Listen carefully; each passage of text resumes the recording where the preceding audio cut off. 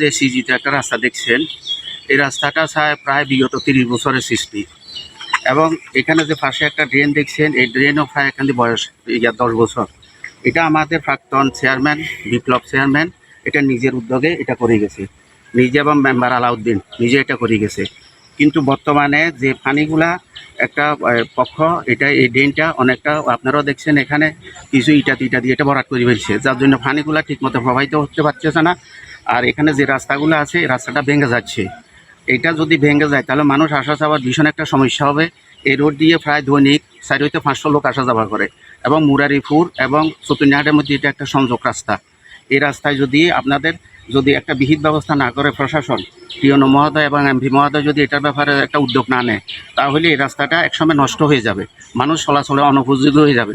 তাই আপনাদের মাধ্যমে আমরা চাচ্ছি যে দ্রুত এটা এখানে একটা ছিল, নাসা ছিল, ওই নাসাটা দিয়ে রাস্তাটা একটু সংস্কার করে দিলে এলাকাবাসী উপকৃত হবে।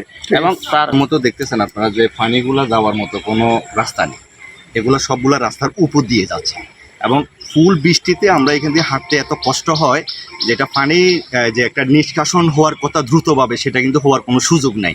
তাই আমরা ইউনো মহোদয়ের কাছে আমাদের আবেদন এবং আমাদের এমপি মহোদয়ের কাছে আমাদের আবেদন যে আমাদেরকে এখান দিয়ে একটু সুন্দরভাবে কীভাবে একটু নালি দেওয়া যায় বা কীভাবে পানিগুলার নিষ্কাশন হওয়া যায়, এটার জন্য আমরা ইনশাল্লাহ আবেদন করতেছি।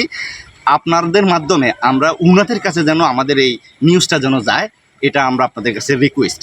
এবং অতি দ্রুত যদি নিষ্কাশন না হয়, এখানে আপনি জানেন শত শত ফ্যামিলি কিন্তু থাকে, এই মিনিমাম 500 ফ্যামিলি, 500 ফ্যামিলি আছে প্রায়।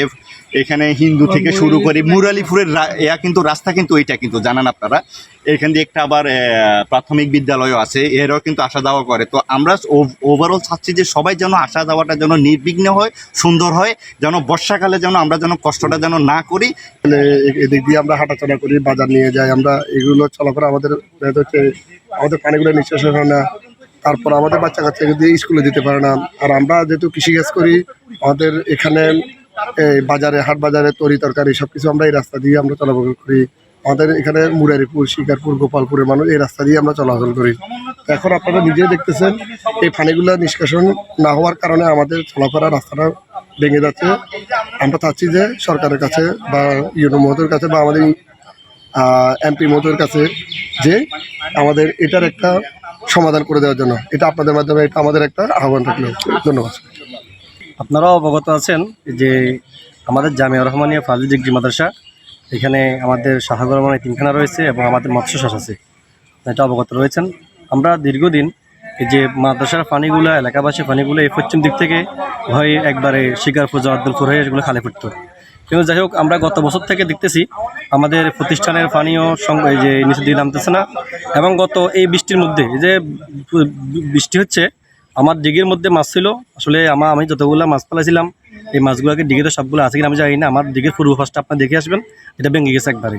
আমি কিছুদিন আগে জাল দিয়ে রাখছি, এখন আমার মাছের ক্ষতি হচ্ছে। এবং প্রতিষ্ঠানটার মধ্যেও কি প্রতিষ্ঠানে যে পানিগুলো নেমে আসবে আসতে পারছে না, যখন প্রচুর বৃষ্টি হয় তখন আমাদের এখানে কি একবারে থই অবস্থা হয়ে যায়। আমার আবাসিক ছেলেরা আছে এখানে এবং আমার মৎস্য, বিশেষ করে আমার মৎস্যের অবস্থাটা একটা মানে পুরনো অবস্থা। এখন আমার দিকে দক্ষিণ পাটটা ভেঙে গেছে, আপনাকে দেখতে পাবেন।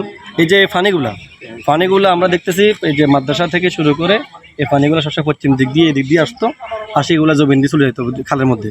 কিন্তু এই পানিগুলো এখানে আটকা পড়া আছে, আটকা পড়ার কারণে আমার যে পূর্বে যে পানি আছে ও আটকা আছে। এখন কীভাবে হবে একটু আপনারা আমাদেরকে, আমার প্রশাসনের কাছে দ্বারস্থ হয়েছে। বিশেষ করে আমাদের 29 তারিখে আমাদের মাদ্রাসার জামিয়া রহমানিয়া ফাজিল ডিগ্রি মাদ্রাসার সমাজের প্রিন্সিপাল মহোদয় ইউনুস স্যারের কাছে একটা আবেদন করছেন, এটার একটা সমাধান চেয়ে, এবং আপনারাও আসছেন, আমরা এটা একটা স্থায়ী সমাধান চাইছি।